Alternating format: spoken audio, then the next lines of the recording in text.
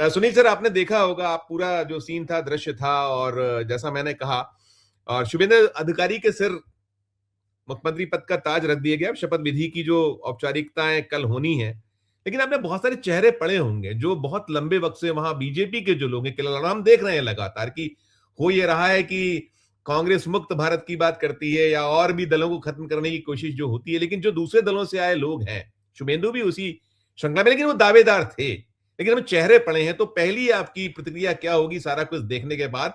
क्या उनके समक्ष चुनौतियां हैं, अब दिखती हैं आपको शुभेंदु अधिकारी? क्योंकि बंगाल इस वक्त जहां वो हिंसा भी हो रही है, सब कुछ हो रहा है, सारा कुछ सीन है, तो क्या क्या आप देख पाते हैं, देखते हैं? पहली शुरुआत आपसे।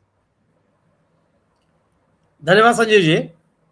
एक तो पश्चिम बंगाल के चुनाव को लेकर के ही लोगों के मन में ढेर सारे संशय हैं, ढेर सारी आशंकाएं हैं। विपक्ष के लोग तमाम तरह के आरोप लगा रहे हैं। लोगों के जानकारी में भी तमाम ऐसी चीजें हैं जिससे इस चुनाव की पूरी पूरी प्रक्रिया को लेकर के सवाल खड़े किए जा रहे हैं। इसके प्रति ही विश्वास कायम करना एक बड़ी चुनौती है। लोगों को लग रहा है कि अगर आप बड़े पैमाने पर लोगों के 90 लाख लोगों के नाम काट करके जो आपने जनादेश प्राप्त किया, जिस तरीके के आपने चुनाव हासिल किए, उसके प्रति लोगों का आम विश्वास कैसा बन पाता है, ये बहुत बड़ी चुनौती है। ये इसीलिए आप मीडिया के एक वर्ग के द्वारा आप देख रहे हैं कि इस पूरे के पूरे चुनाव को लेकर के उसको लेजिटिमेट करने की एक बड़ा भारी अभियान चलाया जा रहा है। लेकिन लोगों के सामने जिस के तथ्य आ रहे हैं कि बड़े पैमाने पर नाम काटे गए, जिन जगहों पर नाम काटे गए, नाम कटने वालों की जो संख्या है उसकी तुलना में जो जीत दर्ज करने वालों का जीत दर्ज करने का जो अंतर है वो कम है। तो तब इस तरह के तमाम चीजें लोगों के सामने है। तो पहला प्रश्न तो नई सरकार के सामने यही होगा कि वह आम लोगों के मन में नई सरकार के प्रति एक विश्वास कायम हो, लोगों के मन लगे कि नहीं, वो उनकी चुनी हुई सरकार है। कैसे बनाएंगे, क्या बनाएंगे, या चुनौती स्वीकार करनी पड़ेगी। जहां तक संगठनात्मक आपने बात की, स्वाभाविक सी बात है कि शुभेंदु अधिकारी भारतीय जनता पार्टी के मूल नेता नहीं है, संघ से निकले हुए नेता नहीं है। वो पहले कांग्रेस के नेता थे, कांग्रेस से टीएमसी में गए, टीएमसी से के ममता बनर्जी के बड़े करीबी लोगों में रहे, विश्वास पात्र लोगों में रहे, और आज वो भारतीय जनता पार्टी में। और भारतीय जनता पार्टी के जो नेता जो शुरू से ही जनसंघ या भारतीय जनता पार्टी के राजनीति करते रहे हैं, वो उनके सामने बड़ी चुनौती होगी। लेकिन ये भी सही है कि शुभेंदु अधिकारी के आने के बाद जो गति मिली या जो धार मिली बीजेपी संगठन को, वह उस तरह की धार या उस तरह के संगठनात्मक ताकत जनसंघ या बीजेपी के पास नहीं थी। दिलीप घोष बहुत बड़े नेता हैं बीजेपी के, खाटी संघी व्यक्ति हैं, लेकिन पूरे पैन पश्चिम बंगाल वो असर रहा हो ऐसा नहीं था। ये सिन्हा साहब, राहुल सिन्हा जी बड़े नेता हैं वहाँ के, जनसंघ के जमाने से रहे हैं।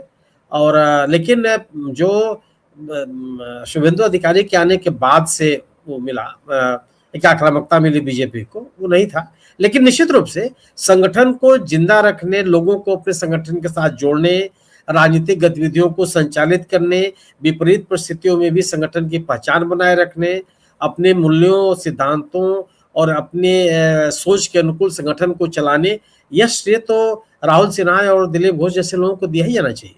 इन लोगों ने कम से कम, चाहे वाम दलों की सरकार रही हो, चाहे वो किसी की सरकार रही हो, उन सरकारों में पार्टी को चलाते रहे हैं लोग और बड़ी ताकत के साथ चलाते रहे। तो वो चुनौती शुभेंदु अधिकारी के सामने है कि जो मूल भारतीय जनता पार्टी के लोग हैं, उन लोगों के का विश्वास कैसे हासिल करें और किसी तरह के नाराजगी लोगों के मन में पैदा न हो। अब लेकिन ये जरूर है कि शुभेंदु अधिकारी के साथ अन्य नेताओं को भी पार्टी अपने साथ जोड़ेगी। मेरी सरकार में महत्वपूर्ण स्थान मिलेगी जो मूल भारतीय जनता पार्टी के लोग हैं, जो भारतीय जनता पार्टी के साथ आए हैं। मुझे लगता है कि जो एक महिलाओं को लेकर के एक नैरेटिव बनाने का प्रयास कर रही है बीजेपी, उसके तहत भी तो हो सकता है कि उप मुख्यमंत्री के पदों पर भारतीय जनता पार्टी के लोग, मूल रूप से भारतीय जनता पार्टी के लोग जो हैं वो आवे और सरकार में प्रमुख पदों पर रहें। तो यह बैलेंस तो बनेगा, लेकिन लीडरशिप तो शुभेंदु अधिकारी के अलावा किसी को भी दिया जाता तो एक तरह की नाराजगी पैदा हो सकती थी लोगों मन में, क्योंकि जो सरकार जो लोग चुन करके आए हैं उसमें भी शुभेंदु अधिकारी के समर्थकों की संख्या ठीक ठाक है। ऐसा नहीं है कि सब के सब लोग संघ के विचारधारा के ही लोग हैं, ढेर सारे लोग हैं जो अन्य दलों से आए हुए हैं, पार्टी में से चुनाव लड़े और चुनाव जीत करके आए हैं। तो कोई विकल्प की स्थिति नहीं थी, किसी और को ले आया जाता। शुभेंदु अधिकारी एकमात्र ऐसे थे जिसको मुख्यमंत्री पद की जिम्मेदारी दी जाती, जो पहले से जो उसकी उम्मीद की जा रही थी। हालांकि तमाम तरह के आरोप प्रत्यारोप बीजेपी ही लगाती रही शुभेंदु अधिकारी पर, लेकिन बीजेपी तो हेमंत बिस्वा शर्मा पर भी लगाती रही, अब तो कोई बात नहीं करती हो। तो यह अब मतलब नहीं रह गया। अब जितने जितने मुद्दे थे बीजेपी के, वो सभी मुद्दे नेपथ्य में चले गए। वंशवाद का आरोप लगाती रही है बीजेपी, बिहार की सरकार का विस्तार हुआ मंत्रिमंडल का, 3 पूर्व मुख्यमंत्रियों के पुत्र उसमें शामिल हुए हैं, वो केवल नीतीश कुमार जी के पुत्र उसमें शामिल नहीं हुए, 3 पूर्व मुख्यमंत्रियों के पुत्र शामिल है। ये आप सोचिए, कई बड़े नेताओं के परिवार के लोग उस मंत्रिमंडल में शामिल हुए हैं। परिवारवाद का जो नारा लगाते थे विरोध का, वो आपके सामने है। भ्रष्टाचार के खिलाफ का जीरो टॉलरेंस के बाद जो बीजेपी करती थी उसकी बात आप भूल जाइए, अब वो उसके लिए कोई विचारने विषय नहीं है।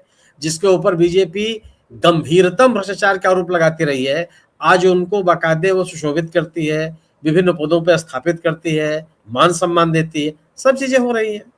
तो अब आप जो मुद्दे इनके रहे हैं सभी मुद्दों के साथ भारतीय जनता पार्टी का समझौता है सत्ता में बने रहने के लिए। वही स्थिति पश्चिम बंगाल में भी है। ये चुनाव जीतने के बाद भी जनता के मन में विश्वास हासिल करना, यह जो हिंसा की घटनाएं हो रही हैं उनको रोकना, एक अमन चैन कायम करना, कानून का राज कायम करना, ये बड़ी चुनौती है, अभी तात्कालिक रूप से शुभेंदु अधिकारी के सामने आएगी। जी सुनील सर आप टिप्पणी कर दीजिएगा, आपने सुना होगा, और सुनील जी से पूछता हूं मैं, शायद मनोरमा अजीब हो गई, फ्रीज हो गई, टूट गया लिंक। देखिए, तमिलनाडु में जो कुछ भी हो रहा है वह असंवैधानिक है और भारतीय जनता पार्टी को विजय से कोई शिकायत नहीं है। जो कांग्रेस का समर्थन उनको मिल गया, सत्ता में कांग्रेस आ रही है, यह भारतीय जनता पार्टी के लिए स्वीकार करने लायक नहीं है। वह भारतीय जनता पार्टी कांग्रेस को किसी भी राज्य में किसी भी स्तर पर सत्ता में देखना नहीं चाहती और इसीलिए तरह तरह के रोड़े अटकाए जा रहे हैं। यह वही भारतीय जनता पार्टी है जिस भारतीय जनता पार्टी के द्वारा, माने भारतीय जनता पार्टी सरकार के द्वारा मनोनीत राज्यपालों ने कर्नाटक में, जहां मनोरमा जी बैठी हुई हैं, येदियुरप्पा साहब की सरकार को, अल्पमत सरकार को बैठाया। महाराष्ट्र में इन लोगों ने देवेंद्र फडणवीस की सरकार को बैठाया।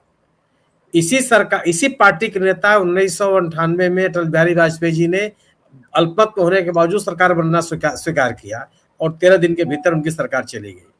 उस समय भी एक आदर्श कांग्रेस पार्टी के नेता, उस समय राजीव गांधी ने दिखाया कि कहा कि मुझे सत्ता के जो विपक्ष में रहने का जनादेश प्राप्त हुआ, हम सरकार नहीं बनाएंगे, जबकि सदस्य संख्या उनकी बीजेपी से ज्यादा थी। अभी तमाम, आपको गोवा का उदाहरण आपको याद कर लीजिए, पर्रिकर साहब की सरकार अल्पमत की सरकार थी, उससे ज्यादा सदस्य कांग्रेस के जीत करके आए थे, उन्होंने उनकी सरकार बनाई। इवन 1-2 उदाहरण नहीं है, कई उदाहरण। और दूसरी चीज, ये बाकायदे सर्वोच्च न्यायालय का आदेश है कि बहुमत सिद्ध करने का स्थान विधानमंडल है, बहुमत सिद्ध करने का स्थान राजभवन नहीं है। अगर किसी गठबंधन या राजनीतिक दल को पूर्ण बहुमत प्राप्त नहीं है तो वो साबित होगा विधानसभा में। सबसे ज्यादा सीटें सिंगल लार्जेस्ट पार्टी जो है या सिंगल लार्जेस्ट अलायंस जो है, उसको आप बुलाएंगे सरकार बनाने के लिए, वो सरकार बनाए, उसके बाद आप ये कैसे कह सकते हैं आप 118 लोगों का नाम लेके आइए। 118 के नाम नहीं होंगे तो क्या भंग कर देंगे आप? अगर वो कहे कि नहीं ठीक है 118 का नाम हम लेकर के नहीं आए, आप निर्णय ले लीजिए, क्या कर लेंगे? सरकार नहीं बनेगी। फिर आप बिना विधानमंडल का चेहरा देखे आप विधानसभा भंग कर देंगे। ये तो केवल किस तरह का है कि संविधान नहीं मानना है, परंपराओं को नहीं मानना है, जिन बातों के लिए देश जाना जाता रहा उसको नहीं मानना है। मनमाने तरीके से, यह वही तमिलनाडु है और वही राजभवन का राजभवन है, जहां पे पिछली सरकार के द्वारा विधानमंडल से पारित कानूनों को कई महीनों तक, सालों तक लटका के रखा जाता रहा। स्टालिन साहब को अपने विधेयकों को स्वीकृति के लिए सर्वोच्च न्यायालय तक का दरवाजा खटखटाना पड़ा। ये वही राजभवन है। तो आप इनसे अगर आप ये उम्मीद कर रहे हैं कि नहीं, एक चुनाव हुआ और चुनाव के बाद एक सरकार बनने की प्रक्रिया शुरू हुई और संविधान के अनुसार जो व्यवस्था की गई उसके अनुसार सरकार का गठन हो जाएगा, ये बहुत, ये तो कहिए कि डीएमके ने बहुत ही परिपक्वता का परिचय दिया। स्टालिन ने कहा कि नहीं, हमको सरकार से बाहर आने के लिए जनादेश मिला, हम विपक्ष में बैठेंगे, 6 महीने तक कुछ नहीं बोलेंगे, उसके बाद देखा जाएगा। और विजय की मजबूरी यह है टीवीके की कि वह बीजेपी के साथ जा नहीं सकती। बीजेपी और एआईडीएमके के साथ उसका एक अलग विरोध रहा है, वो सांप्रदायिक राजनीति करने के बाकायदे आरोप लगाते रहे हैं। जिस राजनीति के विरोध में लोग टीवीके के साथ खड़े हुए 2 साल की पुरानी पार्टी के साथ, अगर आप उसी ढर्रे पे आज ही चलना शुरू कर देंगे तो ये तो आपके राजनीति के लिए बहुत ही खराब स्थिति होती है और बहुत ही डाउन द लाइन अच्छा संदेश नहीं जाता।